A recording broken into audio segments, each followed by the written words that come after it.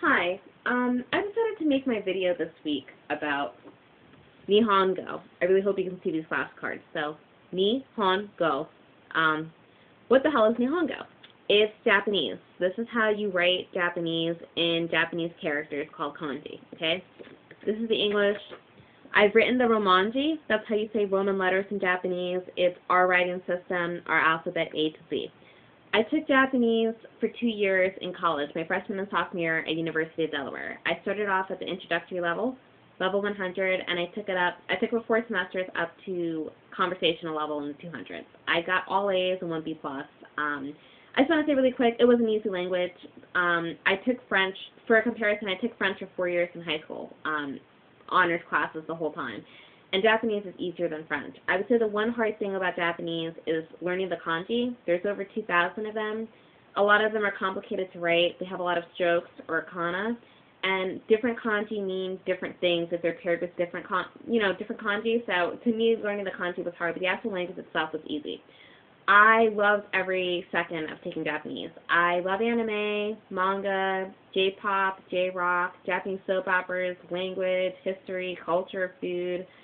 I love everything Japanese, so it was a lot of fun.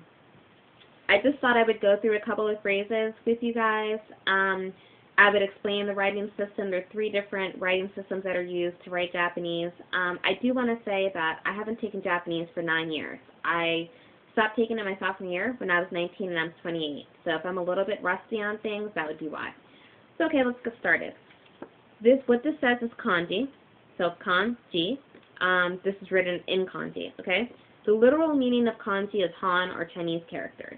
So basically, these are Chinese characters that the Japanese took and adopted and used it to write their own language. The second writing system that's used in Japanese to write Japanese is hiragana, so hiragana. Let me just say that I don't remember most of the kanji, okay? So most of these flashcards are written in hiragana. If I was more advanced in Japanese or more fluent, or if I remembered more kanji, most of this would be written in kanji, okay? Hiragana is the Japanese syllabary, okay? It's used for 3 purposes. It's used to write vowels, for instance, a, I, E, O, U. It's used for consonants followed by vowels, so ka, ki, ke, ko, ku, for example. And it's used for consonants alone, like N, okay? The third and final writing system used for Japanese is katakana, so katakana. Katakana is used to transcribe foreign languages. I'm sorry, words from foreign languages, okay? The Japanese word for that is gairago. So you probably can't see this because it's written very small, but ga-ra-i-go, garaigo. I'm going to give you an example of a English word written in katakana on the next flashcard. This is my name, written in Japanese katakana. So my first name is Patricia. If you wanted to write that in Japanese katakana, it would be Patricia. Okay? So Patricia, Patricia. I'm going to go to a simple phrase right now. This is how you say hello in Japanese. So konnichiwa, so konnichiwa. This is written in hiragana. So konnichiwa is hello. If you wanted to ask somebody how they're doing in Japanese, you would say genki desu ka, which means how are you. So get and ki desu ka. Genki desu ka, how are you? If you wanted to reply to that question in Japanese, you would say genki. So this is get and ki, which means good or fine. Let me say really quickly that this is the informal way of responding to that question of how are you doing. You would use informal expressions with family relatives, with close friends and significant others. You would use formal expressions with strangers, people you don't know, people who are in a position of authority over you, so your boss at work, a principal or a teacher at school, or with people who are much older than you to show respect. So if you wanted to reply to the question of how are you doing formally, you would say genki desu, which means the same thing, means good or fine. Okay, this next flashcard is pretty busy. I know you can see there's a lot of hiragana and mixed with some kanji and katakana in here, but it's just kind of combining the last couple of flashcards I've gone through. So what this says is konnichiwa, watashi wa Patricia desu, hajimemashite, genki desu ka. So let's go through this. Konnichiwa, hello, we went through that before. Watashi. I want to stop on watashi for a second. This is actually written in kanji. I do remember the kanji for I because it came up so much in my homework assignments. So watashi wa is an article used in Japanese. Patricia, my name. Death, so hello, my name is Patricia, or I'm Patricia. Hajimemashite means it's nice to meet you. And Genki desu ka, we just went over that, is how are you? The next flashcard I want to go over is word order in Japanese. It's not always the same as English.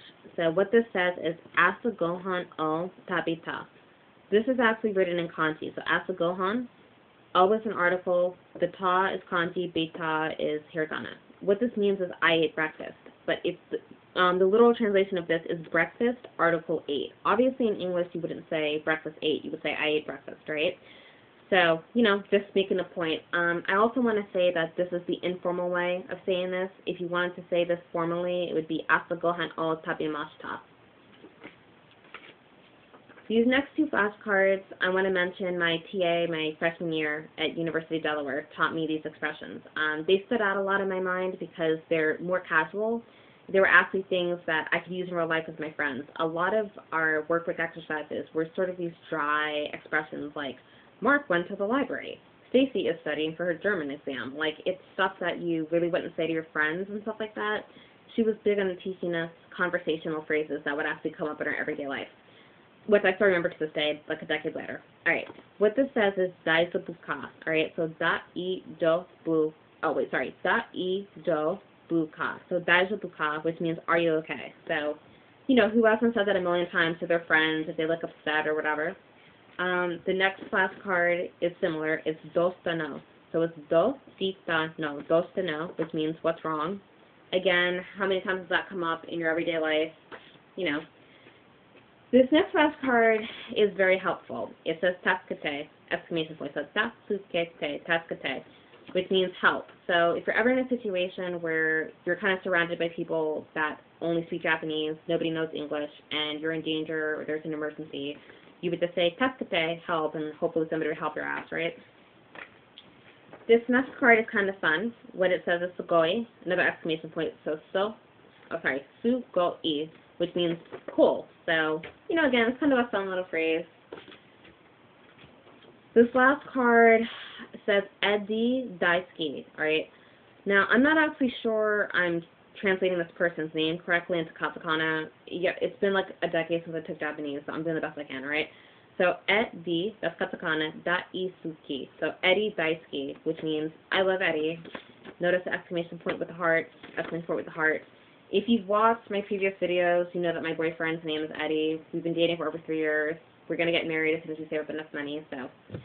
Anyway, yeah, so I want to end this video with a funny story. My sensei is the Japanese word for teacher. My freshman year was really cool as hell. She was funny. She made the class fun. You know, we did origami in class. She let us watch anime. We ate Japanese food. Like, she was cool as hell, right?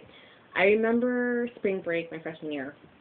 We all came back from spring break, and she asked us what we did. So people had all these different answers. Some people were like, we partied, we traveled with our friends, we worked, we got jobs, we studied for exams, we did homework, blah, blah, blah, right?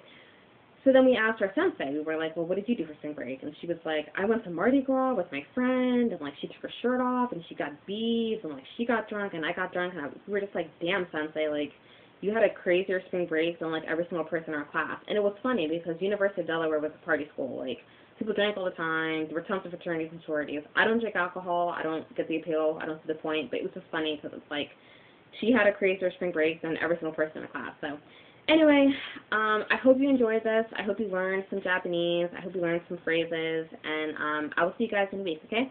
Bye.